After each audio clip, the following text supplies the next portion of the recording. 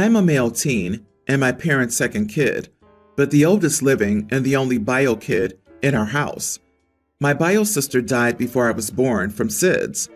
My parents went on to have me, but mom was left unable to carry more children due to the risk it would pose. They wanted more kids badly, my mom especially, so when I was 7, they started fostering kids and later adopted some of them. In total, I now have 5 siblings under the age of 10, and my siblings are my parents' priority in everything. They show up for their school plays, their talent shows, their extracurriculars, while they miss everything important for me. And my dad even said, the free curricular I attend doesn't really do major games anyway, so what's the big deal?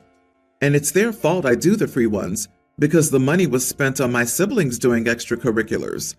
I don't get to go on school field trips anymore, because my parents can't always afford for all of us to go, and I'm the one forced to sacrifice for them.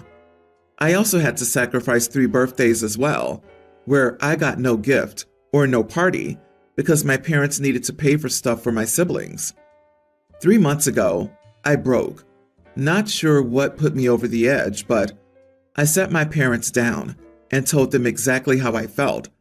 I told them I felt like I was no longer a priority for them and hadn't been in years. I told them I hated them sometimes for it, and that there were times I've wished we could go back to them not adopting kids. I told them I felt like I got shafted by them, adding to the family, and that having siblings didn't make up for everything else. That there are times that I feel like my siblings made my life so much worse, and that it's not my siblings' fault, it's theirs, my parents. I told them it hurt being the only one whose birthday it was okay to skip. But the second I got a job and started buying stuff for myself, they complained when I wouldn't get stuff for my siblings to share with them. When they buy them treats often and get me nothing. My parents were open to what I said. They promised me it would not happen again, and they promised me that I could go on my school's international trip this year. It's some pretty significant money, $5,000, but I can pay some toward it. They told me they'd cover it and even set money aside. Now my parents have been asked to adopt the bio sister of my brother. My parents told me about it and that they want to do this, but it means no trip for me because the money will be needed. They said it's important to keep the siblings together, and surely I can let them make it up to me another time. I told them no, because they won't have the time or the money to make it up to me. I told them I know I'm not their priority if they do this, and they won't have my support, and I will check out and start planning a life without them. They were upset. My grandparents were angry, and now my parents have said I was unfair to them and my brother and his bio sister. Am I the idiot? Honey, as weird as this may sound after what you've gone through, your parents' behavior isn't tied to who you are as a person. You could have been a genius who graduated med school by 12, or an artistic prodigy that made the whole world weep upon seeing what you created, and it wouldn't have made a difference. Something inside your parents is broken, not you. Your parents need to mourn their ability and expectation of having numerous bio children. They needed to heal in a healthy way before looking into other options. Instead of looking inwards to do that work, they looked outwards. Fostering an adoption was a way for them to put a band-aid on feelings. When you can, please look into therapy. I wish I could give you a motherly hug and tell you that you deserve just as much love as any other child. This is an excellent point. They were so busy trying to make up for your siblings being adopted that they actively took things away from you. In essence, they punish you for being their biological child. Somehow, in their eyes, you're not equally deserving of their time. They're damaged people, and their savior complex has manifested as neglecting you because you don't need to be saved. They don't get the ego boost from rescuing you. My grandparents are angry. So does that mean that they're willing to pay for the adoption so your parents can give you the money for the trip? No? You are not the idiot. Go on your trip and save your money for when you can escape to go to college. Then go no contact with your neglectful parents. My cousin is in his late 20s. He was diagnosed with mild Asperger's syndrome some years ago. He's used that as an excuse to behave in a horrible manner ever since. And quite frankly, his parents have enabled him. He recently managed to push away his only remaining friends and then decided to turn his negative attention on our family. Highlights include calling the police and making a false report against my uncle and my nan, harassing my mom for days on end, and laughing at her when she begged him to stop because her hypertension, as a result, landed her in the hospital, wishing my father dead from a condition he's struggling with, etc. I blocked him preemptively because I could see where this was heading. So, after he realized he was blocked, he called my firm and told them that I was leaking privileged information and breaking client confidentiality. Now, he had no proof, but because of the nature of our work, the partner had to investigate even the possibility. Obviously, that led to consequences at work for me, and while I've been cleared, it was hard, and I missed the promotion window. My husband and I are furious, and he drafted a cease and desist notice for me, and a notice that I would sue for defamation of character. I signed it and sent it to my cousin. Now his parents are saying I'm punishing the mentally unwell, and he didn't know what he was doing, nor does he have the money to pay for the suit. I'm not inclined to listen to them, but even my parents think I should have left it alone. Am I the idiot? Not the idiot. His mental health isn't the issue. It's his enabling parents. Your cousin is purposely harassing you and your family, which comes with legal consequences, civil or otherwise. Have you considered including the parents in the suit? OP, you need to sue. He also needs adult protective services or someone to investigate. Mild Asperger? I'm sorry, but that's not the actions of a neurodivergent person with only mild traits. I, 39 female, have coexisting ASD, autism spectrum disorder, and ADHD. Asperger's is no longer a standalone diagnosis. It's all part of ASD. I do not act like that, and neither do my neurodivergent children. Either his parents have lied about the extent of his diagnosis, or he needs to be reassessed. Whatever your cousin's motivations are, they're not linked to mild ASD. I think the parents misunderstood the diagnosis. They were saying, our son is a massive idiot, not our son has mild Asperger. Didn't know what he was doing? It sure sounded like he did. That was a very specific thing to accuse someone of to get them in trouble. The man did research and filed a complaint that was very well thought out. This isn't Asperger's syndrome. You're the only one doing anything about it. Keep going. I, 47 female, have a stepdaughter, teen, from my husband's, 49, previous marriage. My stepdaughter's half white American and half Mexican American. Her dad is white and her mom is Mexican. I've known my stepdaughter since she was a toddler. Something to know about her is that she's very introverted and shy. She doesn't like massive crowds or loud music, and especially hates big parties. My stepdaughter's mom began to plan a quinceañera for her a few months back. I've always had a great relationship with my stepdaughter's mom, so when she asked me to pitch in and help wherever I could, I agreed. I found it surprising stepdaughter agreed to have a quinceañera. When I asked her about it, she told me she never agreed to one. She told her mom she didn't want one, but her mom is going through with it anyway. She asked her dad and me to talk to her mom on her behalf to change her mind. We did, but mom didn't budge. That was a few months ago. As the date of the quinceañera neared, stepdaughter came to me and asked if I would help her avoid the party. I agreed because I could tell she didn't want this party. I asked her what she wanted to do instead. My stepdaughter is a very big nature person. She also likes hiking a lot. So we agreed I'd take her on a hiking trip instead of the party. We didn't tell her mom. My stepdaughter just wasn't showing up. We told her multiple times. Stepdaughter never wanted a party, but she decided to have one anyway. My husband told us he would go to the quinceañera to help handle things when people figured out his stepdaughter wasn't coming. Today I was supposed to take my stepdaughter to the quinceañera. Instead, I took her on the hiking trip she wanted, and after that, I took her to her friend's house so she could cut a cake to celebrate her birthday with them. It was a great day. Of course, the stepdaughter's mom was not happy when she found out she planned a party with hundreds of guests, only to have the party's main focus not show up. She kept calling us throughout the day, but we ignored the calls. My husband tried to keep her calm, but of course she was angry. I knew it was going to be a crap show when she confronted me, but I was willing to face that. Later today at home, she came to confront me and my stepdaughter. She was furious. She was yelling at me, my stepdaughter, and my husband.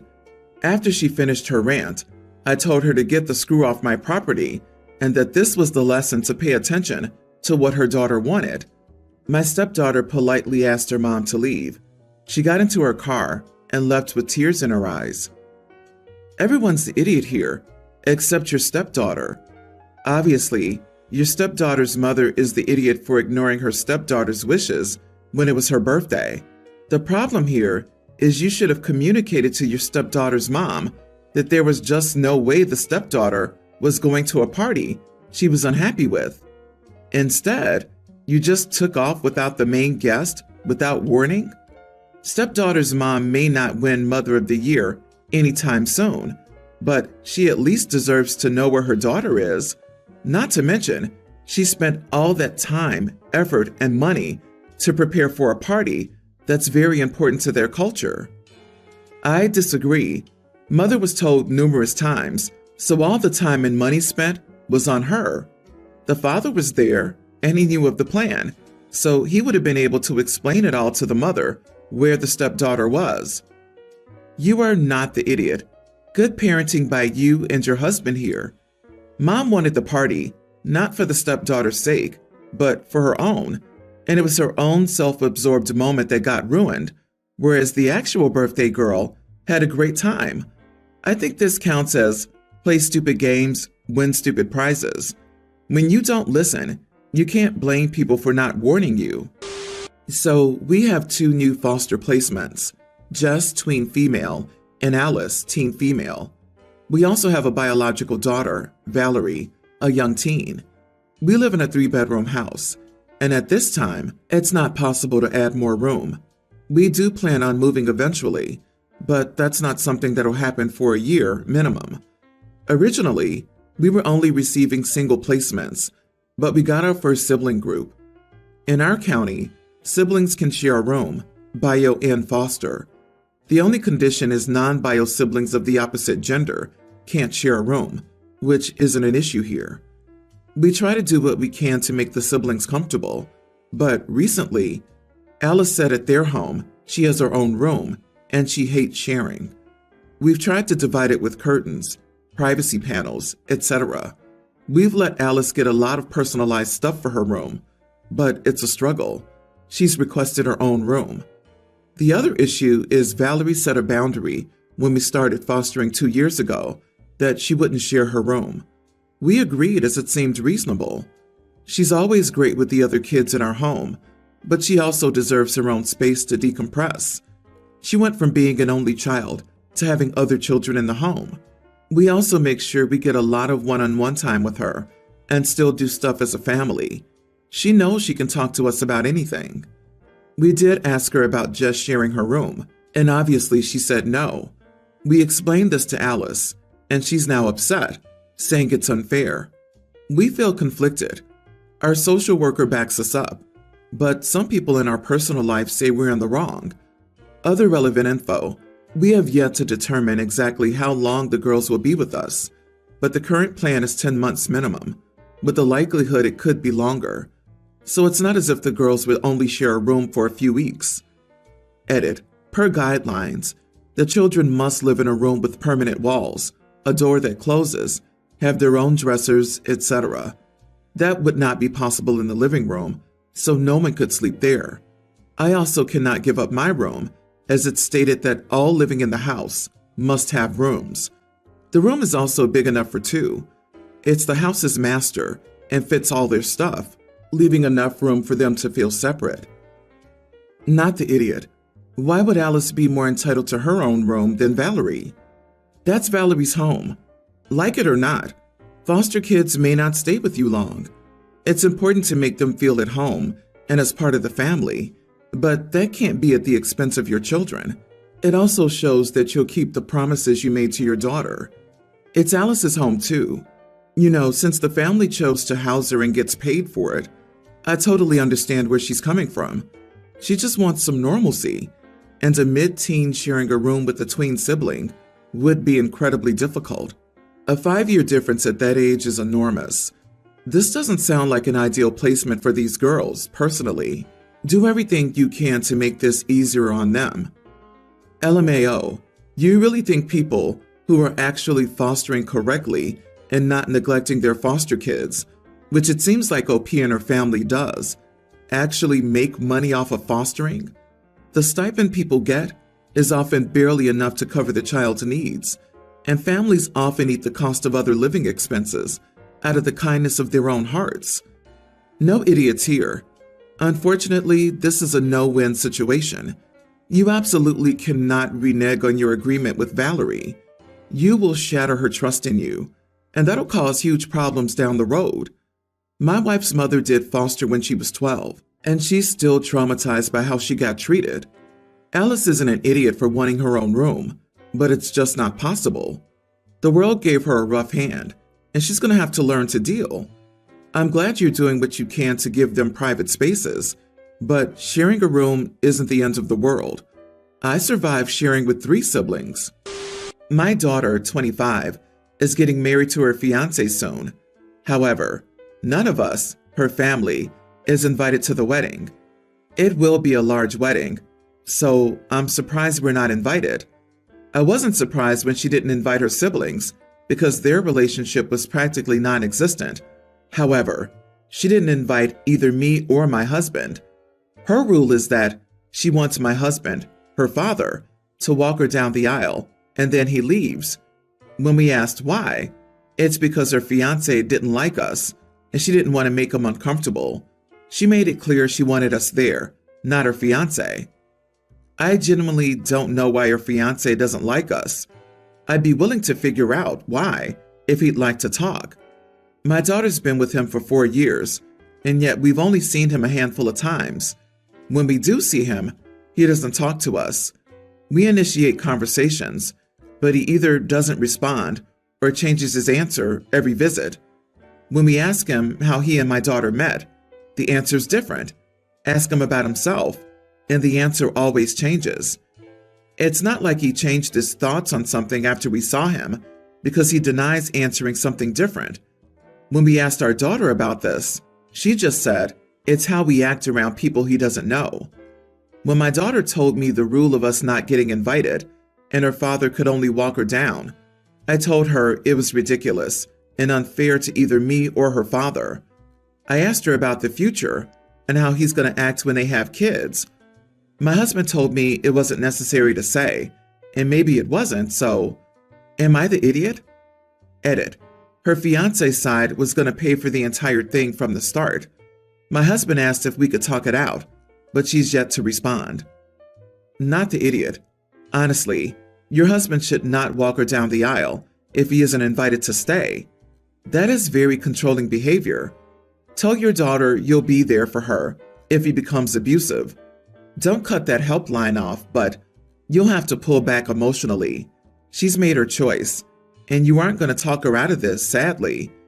If you can, sit her down and explain the situation. Warn her. She's marrying a very controlling man, probably emotionally or mentally abusive. If not now, it'll start after the wedding.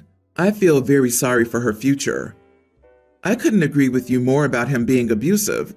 He clearly has her exactly where he wants her, even now, since she wants her parents there, yet he's getting his way on something odd.